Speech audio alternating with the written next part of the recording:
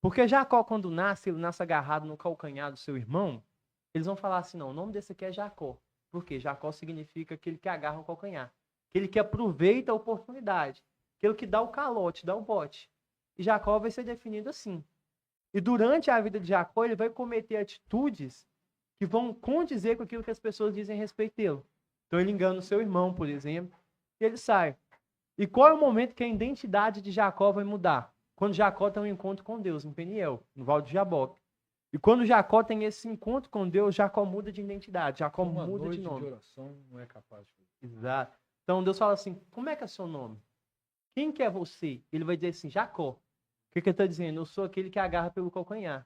Eu sou aquele que calunia. Então, talvez no nosso caso, o nosso encontro com Deus, quem é você? Eu sou aquele que mente. Eu sou aquele que é brigador. Eu sou aquele que fofoca. Eu sou aquele que dia após dia eu estou no relacionamento. Eu sou aquele que eu estou na pornografia. Eu sou aquele que eu levo um estilo de vida que não agrada ao Senhor. E o Senhor pergunta, Jacó, quem é você? Qual é a sua identidade? Mas a partir daquele momento que ele tem um encontro com Deus, e a gente tem que olhar isso, que o encontro com Deus ele tem que mudar a nossa identidade, o encontro com Deus ele tem que trazer para nós algo diferente, senão não é um encontro com Deus. A Bíblia diz que Jacó ele passa a carregar uma marca. Deus fala com ele, você não vai se chamar mais Jacó, mas você vai se chamar Israel. Deus muda a identidade e o rumo da história de Jacó.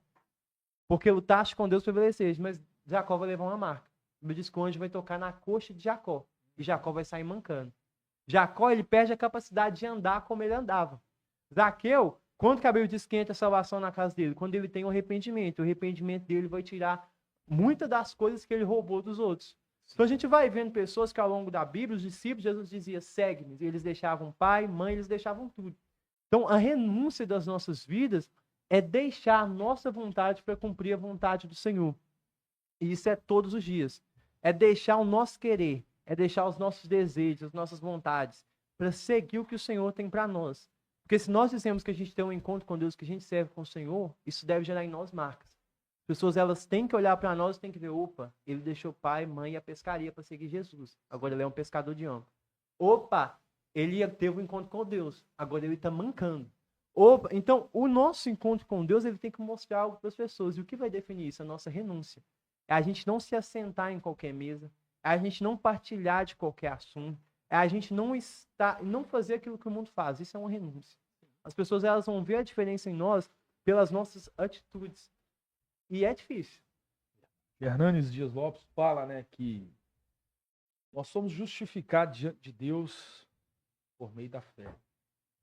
Mas o que nos justifica diante dos homens são as nossas obras. As nossas obras. Brilha a vossa luz, para que eles vejam as nossas boas obras e glorifiquem ao Pai que está nos céus.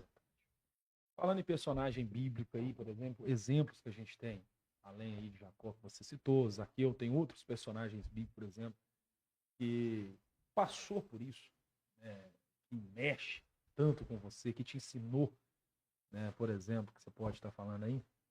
Tipo assim, esse personagem, ele passou por um processo de renúncia que mexe tanto comigo, me inspira, me ensina, é lição para minha vida. Essa foi uma pergunta que eu fiz para Deus. É mesmo? Eu falei assim, Senhor, quando a gente começou a trabalhar com a juventude a respeito disso, eu falei, Senhor, quem que é o maior exemplo de renúncia na Bíblia? Certo. O Espírito Santo me diz, Jesus. Uhum. Jesus é o maior exemplo de renúncia. Então a gente vai olhar. A Bíblia vai nos dizer que em tudo ele foi tentado, mas sem pecado. Então a gente olha para a nossa renúncia e a gente diz, é difícil.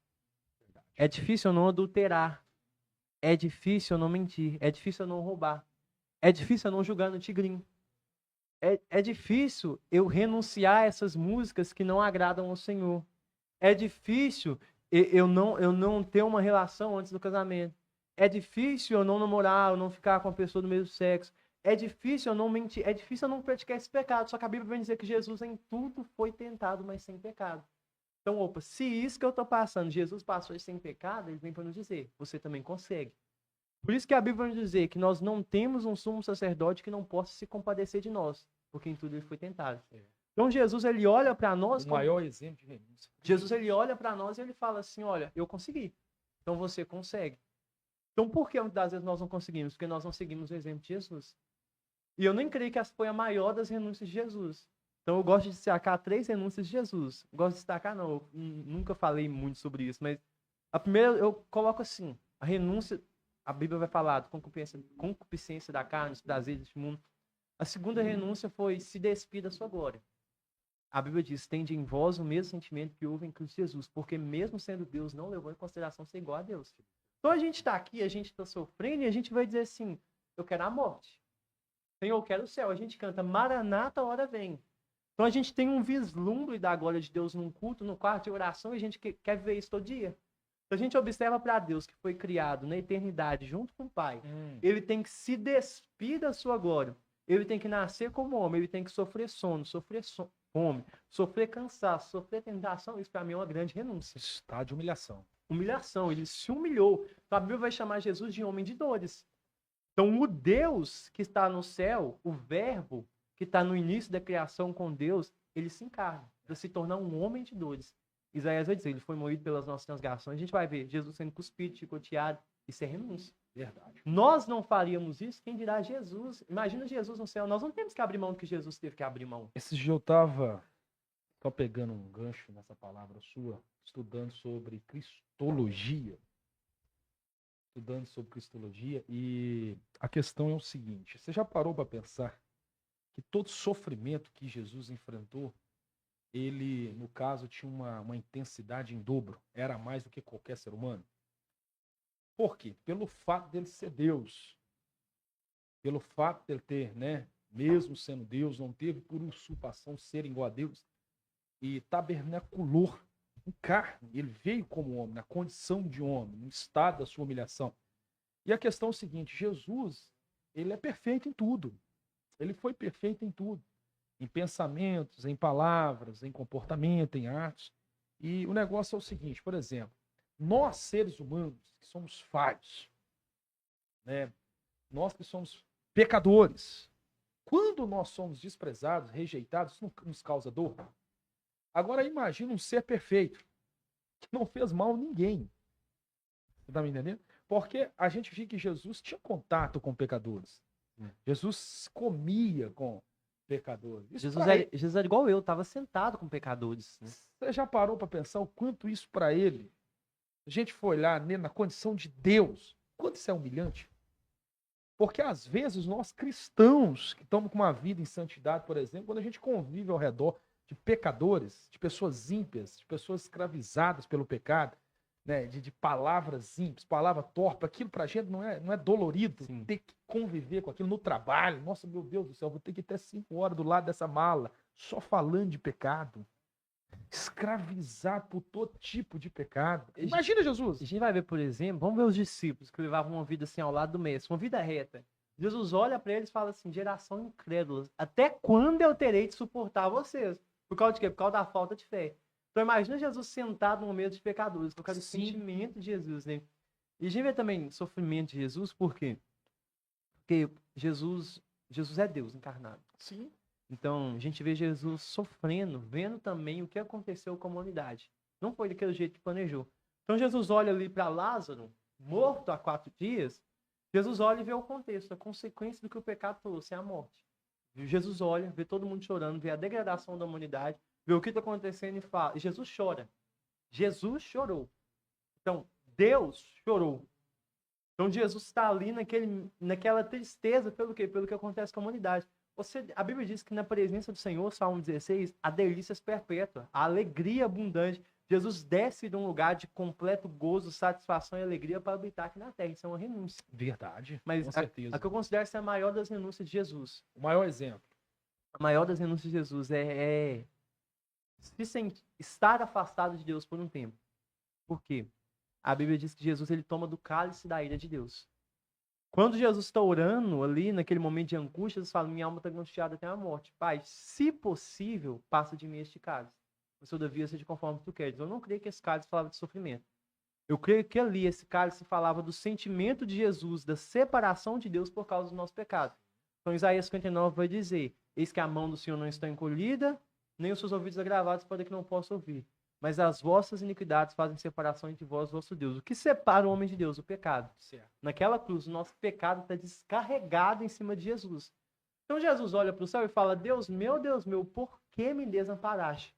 Pela primeira vez, Jesus está se sentindo desamparado pelo Pai. Sim. Jesus está como que, vamos dizer, entre aspas, não estou sendo literal, Jesus está com o fio cortado com o Pai.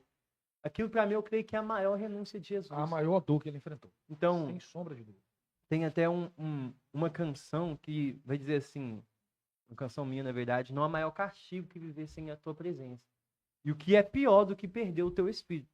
Então, eu creio que essa é a maior dor e esse deve ser o nosso desespero. Senhor, eu não quero perder a tua presença, eu não quero perder o teu espírito, Senhor. Eu quero estar aqui igual Davi. Não me lance fora, nem me retires o teu Espírito Santo, mas me dá de novo a alegria da tua salvação. Sim. Então, eu creio que Jesus é o maior exemplo de renúncia, o maior exemplo que nós devemos seguir. Verdade, com certeza. Maravilha. É aquele que não cometeu o pecado, se fez pecado por nós, né? Paulo escrevendo a carta aos Coríntios. E como a gente cultivar um coração, por exemplo, né, disposto a renunciar diariamente? A gente tem que encontrar prazer em Deus. Certo. Porque o pecado, ele dá prazer. Eu não vou falar que é mentira, o pecado, ele dá prazer. Só que Hebreus vai falar sobre os prazeres transitórios do pecado. Então, assim, muitas vezes a gente está em busca do prazer, mas o que acontece? Hoje a gente quer tudo fácil. Então, a gente tem um TikTok que a gente vê um vídeo por 1 minuto, um áudio que a gente acelera em 2x, e tudo pra gente é fácil, tudo pra gente é rápido. E a gente quer replicar isso com prazer. Então, a gente não quer entrar num lugar de satisfação em Deus. Certo. Porque demora. Porque não é eu entrar no meu quarto e fazer um devocional de 5 minutos. Tem alguém que falou com muita propriedade, não me lembro quem. Se nós gastarmos 5 minutos, eu não lembro quanto tempo ele fala, mas nós gastamos tantos minutos com Deus, em 16 horas em contato com as coisas dessa vida, não é de se espantar que as coisas deste mundo sejam para nós mais reais do que Deus. Então, a gente tem que cultivar um relacionamento com Deus. Vida de oração, uma vida de jejum, porque isso vai cultivar em nós relacionamento com Deus. E o relacionamento com Deus, ele nos leva a um lugar de prazer em Deus. É o que nós dizemos, na presença do Senhor há alegria, há prazer. Então a gente tem uma ideia de que a vida com Deus, ela traz sofrimento, mas a vida com Deus não é só sofrimento. A vida com Deus é uma vida de alegria em meio ao sofrimento. Então a gente tem que buscar essa alegria em Deus e eu creio que a gente vai fazer isso mediante a vida com Deus. E a vida com Deus, eu falo, a vida devocional, oração, jejum, palavra. Isso, fala sobre isso, por exemplo, sobre passos práticos por um cristão, por exemplo, atitudes que ele precisa tomar para cultivar isso, uma vida de renúncia, por exemplo. Quando a gente fala em algum desses pontos, que eu particularmente costumo levar para mim, quando eu falo em algum desses pontos, é certeza que não vai dar bom. Sim. É certeza que eu já estou assim, desviado. Vamos falar assim, desviado. Vamos ser bem radical. Primeiro é uma vida devocional. Oração, leitura bíblica, jejum. Jejum, oração, leitura bíblica. A oração, ela vai nos levar a um lugar de contato com Deus. A oração, ela vai nos levar a um lugar de intimidade com Deus. Jesus vai falar assim, olha, o espírito está pronto, mas a carne é fraca. Sim. Aí a pessoa pega e ela fala assim, a carne é fraca. Mas se a carne é fraca, eu não devia estar vencendo ela com mais facilidade? Eu caí porque a carne é fraca. Não, se você caiu, então a sua carne não é fraca. A sua carne ela é muito forte. Então Jesus vai dizer assim, olha, vigiai e orai, para que não caís em tentação. Por quê? Porque o espírito está pronto, mas a carne é fraca. A carne é fraca para quê? Para orar. Mas o espírito está pronto. Então, nesse lugar de oração, Jesus ensinou, não nos deixeis cair em tentação. Se a gente não leva uma vida de oração, e por experiência própria eu falo, a gente cai. Sim. Se a gente não leva uma vida de oração, uma vida de clamar, Senhor, não me deixa cair em tentação, a gente vai cair, a gente vai pecar. Outra coisa, palavra. A palavra é o nosso alimento do nosso espírito. Nós precisamos ter um espírito fortificado. Por quê? Porque o espírito luta contra a carne. E qual vai vencer? Qual que for melhor alimentado. Então, cultivar uma vida de meditação na palavra do Senhor, de leitura bíblica todos os dias e jejum. Porque o jejum ele vai mortificar a nossa carne. Paulo vai dizer, fazer morrer a nossa velha natureza. Vai mortificar a nossa carne. E algo que tem sido um pouco abandonado nesses últimos dias é que a gente faz todos esses passos e a gente vence o pecado. Mas o pecado em si, ele causa dores, ele causa feridas, ele causa lembranças que o tempo por si só ele não pode curar. Verdade. Então, o que Tiago 5,16 vai nos dizer? Confessem os vossos pecados. Confessem as vossas culpas aos vossos irmãos e orem uns pelos outros para que sejam sarados. Porque a oração de um justo pode muito em seus efeitos. Então, a gente está nesse lugar de vida em devoção a Deus. A gente está nesse lugar de confissão, a gente tem que seguir também sobre fugir da aparência do mal. Paulo vai dizer, fugir, abstenham-se de toda a aparência do mal. Então, 3 passos práticos que a gente deve seguir, que eu creio que é assim, o manual de sucesso da palavra de Deus.